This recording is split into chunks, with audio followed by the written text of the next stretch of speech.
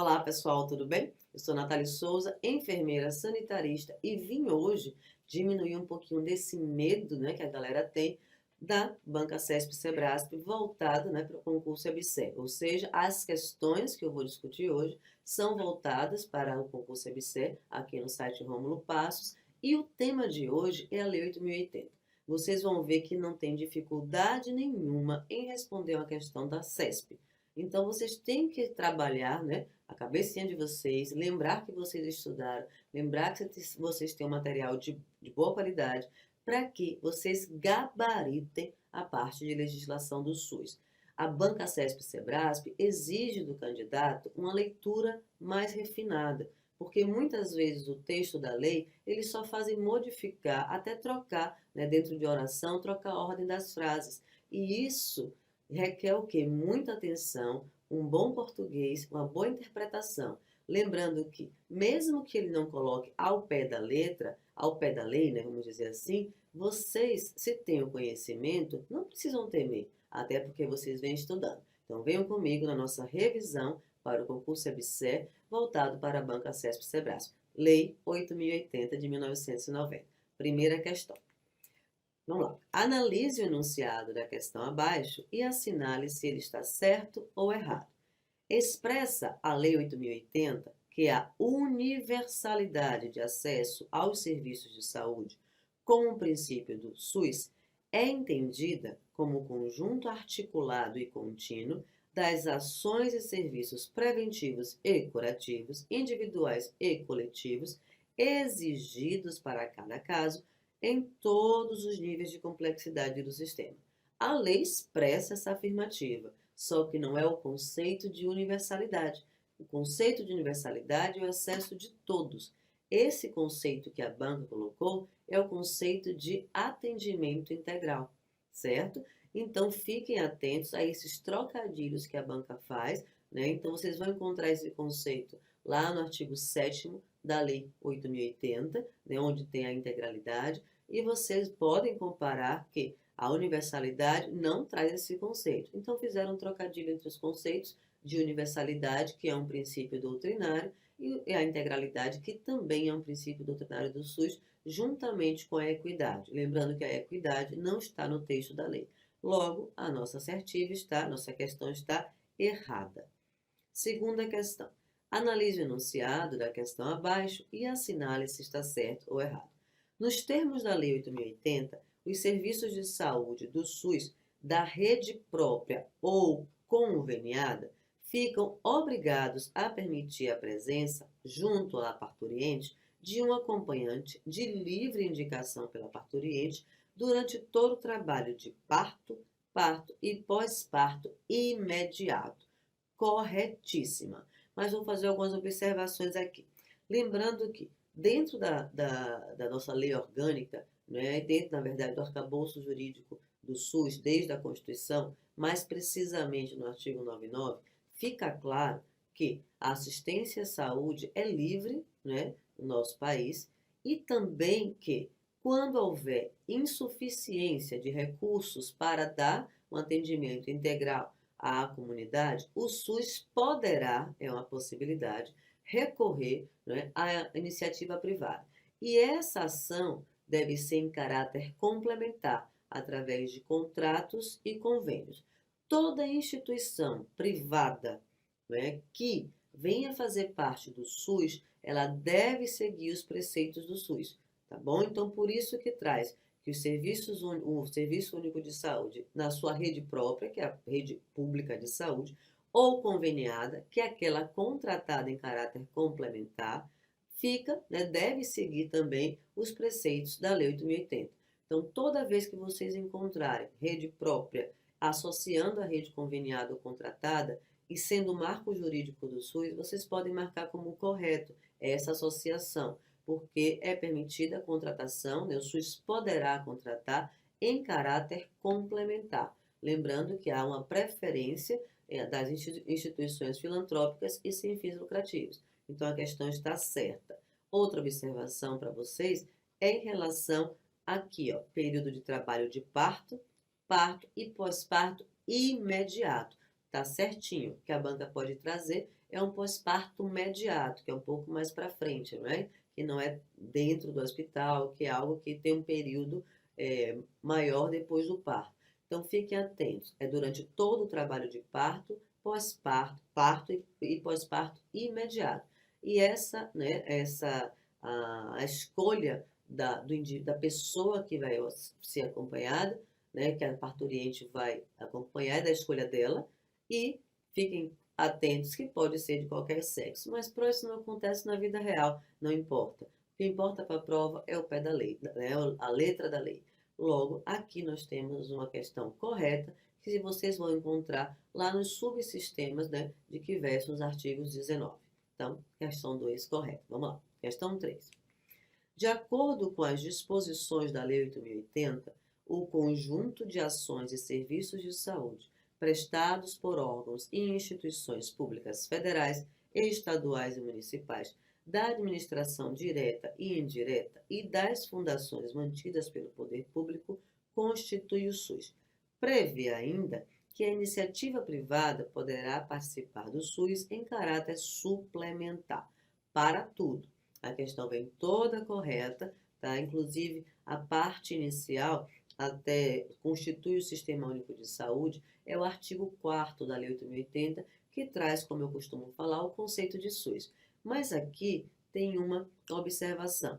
A iniciativa privada, ela poderá, tá correto, participar do SUS, mas não é em caráter suplementar, e sim em caráter complementar. Mas, não são termos parecidos? Dentro da lei, o caráter suplementar, dentro do SUS, o caráter suplementar está associado aos planos de saúde, que são regulados pela Agência Nacional de Saúde Suplementar, a ANS. Então, fiquem atentos que o SUS poderá contratar, através de contratos e convênios, dando prioridade às instituições filantrópicas e sem fins lucrativos, lembrando que essa contratação, esse arcabouço, né, essa parte de junção entre o público e o privado se chama contratação em caráter complementar e não suplementar. Então, nossa questão 3, ela está errada, somente porque tem caráter suplementar, tá bom? Vamos lá.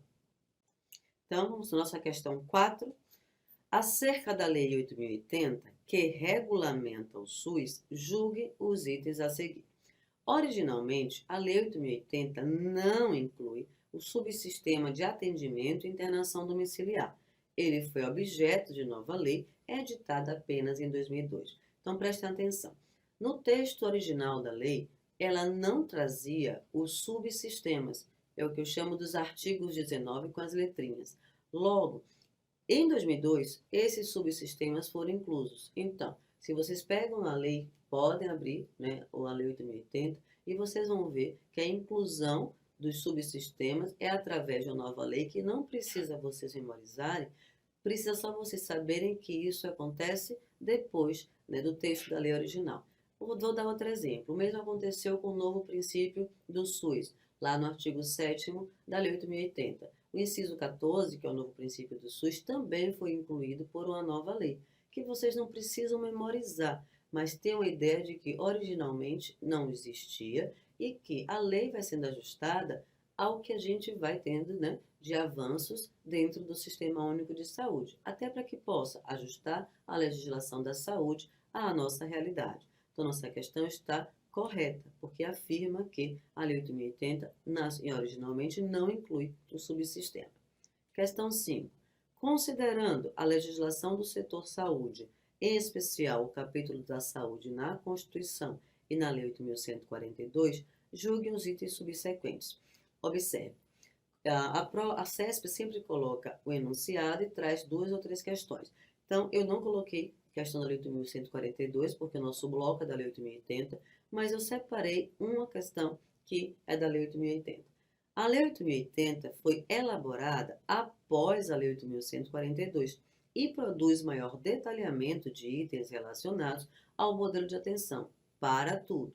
É só vocês lembrarem que a Lei 8.080 é de setembro de 1990. A Lei 8.142, que também é uma lei orgânica da saúde, é de dezembro de 1990. Mas, eu vou gravar data para fazer questão de prova? Não precisa. Vocês estão estudando com material de qualidade, quem está em curso presencial, curso online, vocês vão ver que os professores sempre fazem o quê? Começam pela Lei 8.080, tá? E depois a Lei 8.142. Naquele momento em que a lei foi editada, em 1990, estávamos na gestão de Collor e ele fez vários vetos, principalmente no que tange ao controle social e à transferência de recursos. Então ficou, né, houve a necessidade, né, os movimentos sociais, as pessoas, principalmente quem estava envolvido, né, na parte do controle social em relação aos usuários, solicitaram a inclusão do que estava previsto, inclusive na Constituição, que o governo de Collor tirou da Lei Orgânica da Saúde. Por isso que a Lei 8.142 ela é publicada, mas a primeira lei orgânica é a Lei 8.080, tá bom? Então a questão está errada. Questão 6. Em relação ao SUS, julguem o item abaixo. A Lei 8.080 disciplinou os mecanismos de participação popular na gestão do SUS, instrumento imprescindível para a efetividade do sistema. Então, observe, a Lei 8.080, ela versa sobre a organização do SUS, sobre as ações de promoção, proteção e recuperação. Como eu falei na questão anterior, a lei que traz o controle social, no caso a participação popular, é a Lei 8.142. Logo, a nossa questão está errada. Então, mais uma vez, gente, a CESP exige apenas uma leitura atenta e não só aquele decoreba, né, que as outras bancas, como a OCP, DECAN, IBFC e ADES, elas trazem, exigem do candidato. Aqui você precisa saber o conteúdo e não ter ele totalmente decorado. Aqui vocês têm que ter a noção do todo. E eles sempre fazem associação com dois marcos jurídicos. E isso para quê? Para testar aquele aluno que estudou, né, de forma precisa, com materiais de professores de qualidade para a legislação do SUS. Então, nossa questão 6, gabarito errado. Questão 7. Em relação ao sistema de saúde brasileiro e seu arcabouço geral, julgue o item a seguir. A Lei 8.080 dispõe sobre as condições para a organização e a execução das ações e serviços de saúde em caráter permanente ou eventual no âmbito de todo o território nacional, ou seja, ficam submetidos a essa lei a União, os estados, DF e todos os municípios brasileiros. Correta. Então a lei ela vai ser vamos dizer, colocada em prática, ela vai ser utilizada, os entes nas esferas de governo devem seguir para a questão da legislação do SUS a Constituição e a sua regulamentação, que é a Lei 8.080. Então, fiquem atentos a isso, ela é em todo o território nacional. Claro que os estados e municípios têm leis orgânicas estaduais e municipais, só que essas leis elas vão ser pareadas com a Lei 8.080, não pode ferir a Lei 8.080.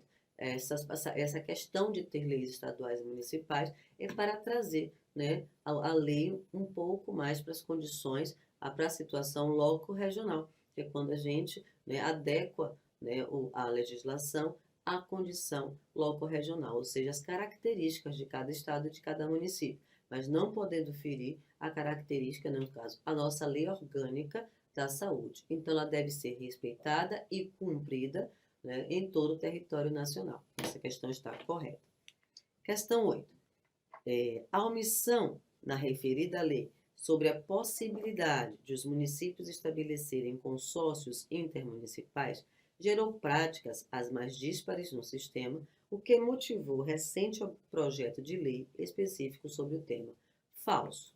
Nós temos lá no artigo 10º da Lei 8.080 a seguinte afirmativa: os municípios poderão constituir consórcios intermunicipais, ou seja, os municípios, naquele momento, né, da Lei 8.080, que é 1990, tinham e têm, né, a possibilidade de se organizar através de consórcios intermunicipais, desde que sigam o princípio da direção única, ou seja, os gestores municipais, eles, né, conversem entre si.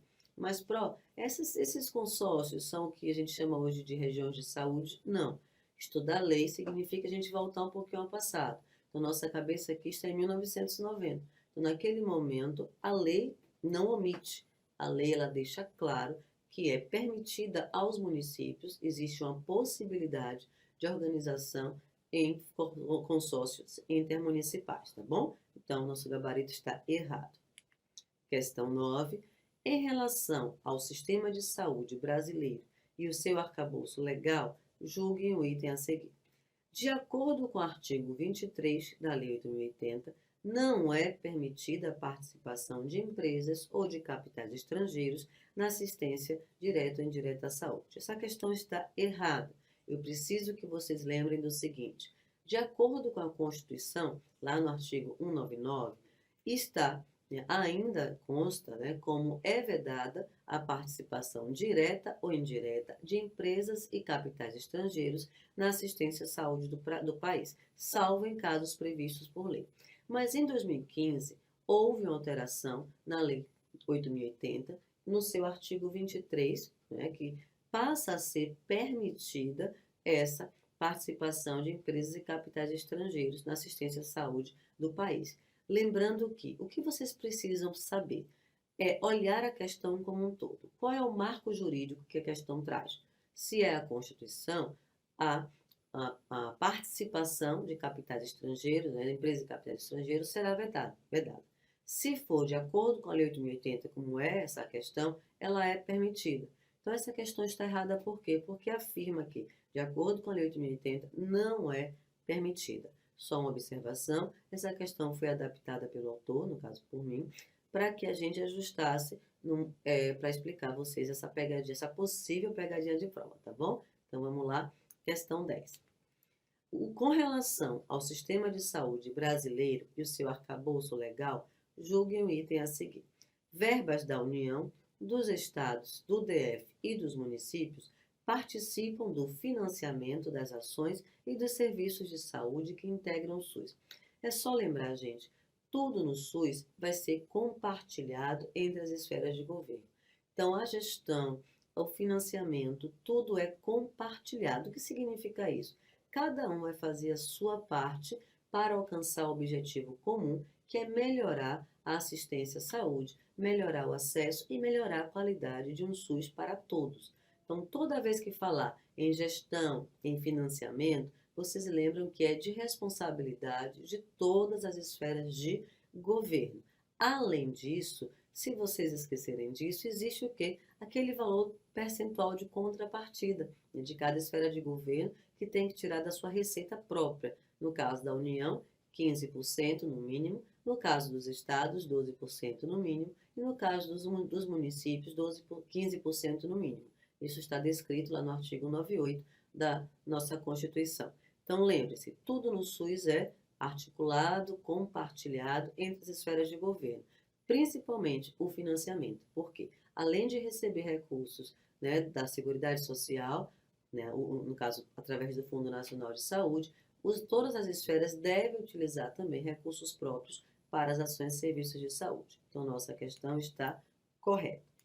Questão 11. Julgue o item que se segue relativo ao planejamento e orçamento do SUS.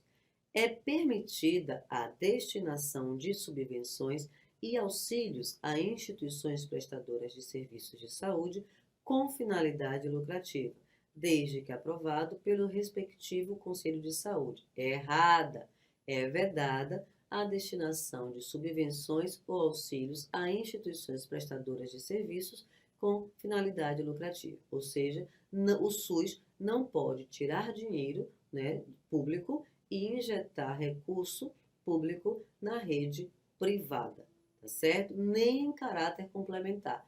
Exemplo, se eu contrato uma clínica para ofertar exames de laboratório ou exames de imagem, e aquele aparelho de imagem quebra, não é o SUS que vai injetar dinheiro para que haja o conserto, para que tenha o conserto do material, e sim aquela instituição que foi contratada, porque o contrato ele está basilado naquilo que eu estou precisando, no caso os exames de imagem.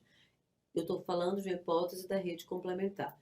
A outra hipótese é que, imagine uma instituição privada com fins lucrativos recebendo dinheiro público. Isso é desvio de verba, isso é malversação do recurso público e passível de punição perante, tanto da forma dentro do sistema de saúde, quanto da forma interna, quanto da forma externa, tá certo? Então, nossa questão 11 está o quê? Errado, porque afirma que é permitido a destinação. E a gente sabe que ela é vedada, a destinação de recursos públicos para auxílios e subvenções a instituições privadas com finalidade lucrativa.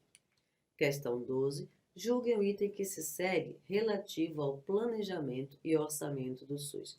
O processo de planejamento e orçamento do SUS será descendente do nível federal até o local, ouvidos seus órgãos consultivos. A questão trocou tudo. Então, aqui o que é que ela está errada?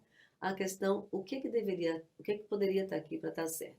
O processo de planejamento do SUS, sempre que pedirem isso, vocês vão lembrar que ele é ascendente do nível local até o nível federal. E se for pegar tipo perfil CESP, porque essa questão é de 2010, se fosse já uma questão de 2011, 2012, poderia trazer que o processo de planejamento e orçamento do SUS, ele é ascendente e integrado. Então, de acordo com a Lei 8.080, ele é ascendente do nível local até o nível federal. Mas a banca pode misturar o decreto com a Lei 8.080, porque o decreto regulamenta a Lei 8.080, e colocar que ele é ascendente e integrado do nível local até o federal, que também está certo. E aqui não é ouvido os órgãos consultivos, aqui é ouvido os órgãos que são os órgãos colegiados de deliberação, no caso, os conselhos de saúde. Então, nossa questão está 100% errada, tá bom? Nossa questão 13. Julgue o item que segue relativo ao planejamento e orçamento do SUS. Os planos de saúde serão a base das atividades e programações de cada nível da direção do SUS, e seu financiamento será previsto na respectiva proposta orçamentária. Correto. Lembrando que o plano de saúde, ele é um instrumento de planejamento do SUS, primeiro ponto. Segundo ponto, ele é um dos pré-requisitos, para recebimento de recurso fundo a fundo, de forma automática e regular. E, além disso, ele vai contemplar, né, as programações anuais de saúde, porque nesse concurso não cai para vocês o Planeja SUS, mas o plano de saúde consta na Lei 8.080. Então, o plano de saúde é um instrumento de planejamento, ele deve ser, né, deve ser elaborado por todas as esferas de governo, é um pré-requisito para recebimento de recursos fundo a fundo, de forma regular e automática e regular, dentro da conta de cada esfera de governo, e, além disso, do plano de saúde, que é composto por programações anuais, deve contemplar o quê? A programação orçamentária para cada ano, ou seja, aquilo que vai ser gasto para cada ação prevista no plano dentro daquele ano. Então, todo o plano de saúde, resumindo, é um instrumento de planejamento, deve ser feito por todas as esferas de governo, ele fica em vigor por 4 anos, que é um período de gestão, ele é composto por programações anuais de saúde e deve constar nele a programação orçamentária, tá? Então, nossa questão 13 está correta. Questão 14. A respeito das ações e serviços públicos de saúde, julgue o item a seguir. As ações e serviços públicos de saúde executados pelo SUS devem ser organizados de forma regionalizada e hierarquizada em nível de complexidade crescente. Corretíssima, gente. Aqui eu sempre falo para os meus alunos, toda vez que perguntar como é que o SUS se organiza, é só vocês, na mosca, responderem. O SUS se organiza de forma regionalizada e hierarquizada em níveis de complexidade crescente. Então, essa frase é uma das frases mais cobradas em prova, mais reiteradas, né, por todas as bancas, que é a forma de organização do SUS. E como é? Regionalizada e hierarquizada em níveis de complexidade crescentes, tá bom? Então, nossa questão 14 está correta. Questão 15. A respeito das ações e serviços públicos de saúde, julgue o item a seguir.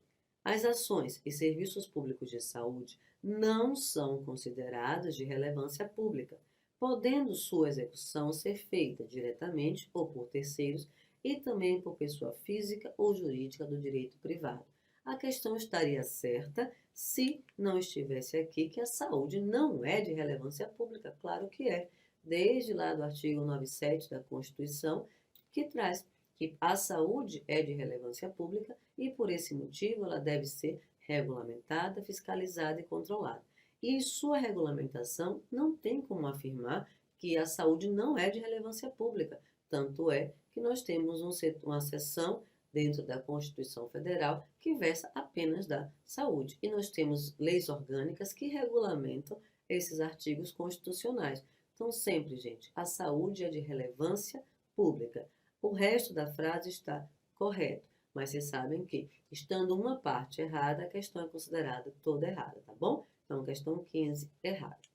Então, ficamos por aqui nesse bloco. Daqui a pouco a Pro volta com mais questões da Lei 8.080. Então, eu sei que agora vocês estão um pouco mais tranquilos e tiraram esse medo da banca CESP, né? Então, tirem o monstro, né, da banca. Vocês precisam enxergar a CESP como uma das melhores bancas para se responder, porque elas tiram o candidato por cima e não aquele candidato que estuda por qualquer material. E com certeza vocês estão, né, com um material de excelente qualidade, com excelentes professores e vão gabaritar o SUS, tá bom?